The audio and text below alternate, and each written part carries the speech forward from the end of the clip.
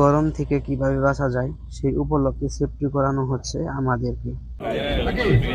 তো গরম থেকে আমাদেরকে বাঁচতে হবে। যেমন আমাদের অসুস্থ হইলে আমাদের জন্য তার চিকিৎসা আছে, তো গরম থেকে বাঁচার জন্য আমাদেরও উপায় কতগুলি আছে, সে উপায়গুলি আমাদের জানতে হবে। আজকে এখানে আপনাদেরকে আসার একমাত্র উদ্দেশ্য হইল এখানে যে এখন থেকে যে গরম চালু হয়েছে, গরম থেকে কিভাবে আপনি বাঁচতে হবে। তো গরমের কারণে অনেক লোকে কি হয়, হিস্ট্রোক নাকি হিস্ট্রোক অনিষ্টক হতে পারে গরমের কারণে। তো গরম থেকে বাঁচতে হলে আমাদের কি করতে হবে, আমাদের যদি কোনো লোকের হিস্ট্রোক হয় তাহলে কি করতে হবে, কেউ কিভাবে বুঝবেন যে আপনার গরমে ধরেছে, অথবা আপনার কাছে হিস্ট্রোক হওয়ার সম্ভাবনা আছে, অথবা আপনার হিস্ট্রেস হওয়ার সম্ভাবনা আছে। তখন আপনার কি ফিলিং হইব, তখন আপনি মনে করবেন যে আপনার বমি বমি ভাব হইব নাকি, আপনার বমি ভাব হইব, চোখ থেকে ঝাপসা আসবে, আর পায়ের পাতা আছে না জ্বালাপোড়া করবে।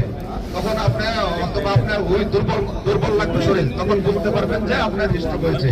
তো হিস্ট্রোক থেকে বাঁচতে গেলে আপনাদের কি করতে হবে, প্রথমে আপনাদের কি করতে হবে, পানি পান করতে হবে প্রচুর পরিমাণ। কারণ আপনার বডি থেকে কি লস হয়, পানি যা, লবণ যা, মিনারেল যা নাকি, আপনার বডি থেকে লস তো শুধু পানি। যদি পানি যদি আপনি ফিল আপ না করেন, তো ওইটা যদি ঘাটতি পূরণ না হয়, তাহলে আপনি কিন্তু পড়ে যাবেন এই গরমের ভিতরে। তো পানি আপনাদের প্রচুর পান করতে হবে। পানি পান করতে সবার কাছে যে ওয়াটার বটল আছে না, সবার কাছে কিন্তু কম্পালসারি ওয়াটার বটল থাকতে হইব, কারণ পানি সবসময় আপনার কাছে মজুদ থাকতে হইব। আর এখানে কাজ করতে গেলে আপনাকে বডি সিস্টেম আছে, কতগুলো বডি সিস্টেম ফলো করতে হইব। এক জায়গাতে একজন লোক কাজ করতে পারবেন না, কারণ গরমে কাজ করতে করতে আপনি অনেক সময় বেহুশ হইতে পড়ে যেতে পারেন।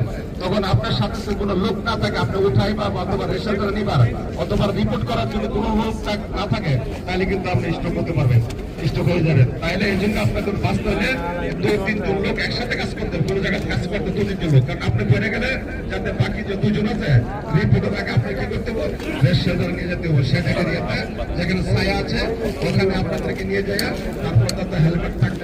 So you know the details. Will remind you something. So this is the Saudi Arabian government law. During hot season we have to follow some precautions. Our work schedule timing should be the change, you know, onward. After that we should remind something. The first thing is the heat. This heat can affect in my body some rashes in our body. So this is the symptom. The symptom look like we are affecting the heat stress. So how can we prevent this? We should make prevention better.